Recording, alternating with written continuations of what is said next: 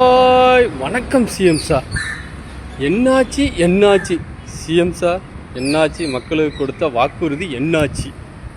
அனைத்து குடும்ப தளபதிகளுக்கும் ரூபாய் 2500 என்னாச்சு சிஎம் சார்?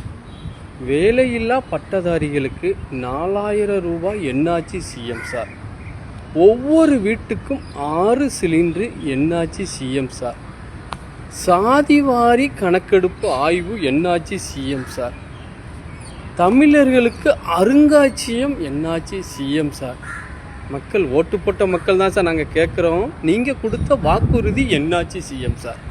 தமிழ்நாட்டில் எவ்வளவோ பிரச்சனை. இங்கே பாருங்கள், தாமிரபரணியில் தண்ணி வருது, காவிரியில் தண்ணி வருதில்ல. ஆனால் கட்டணுமா கட்ட வேண்டாமா ரெண்டே தீர்ப்பு தான்.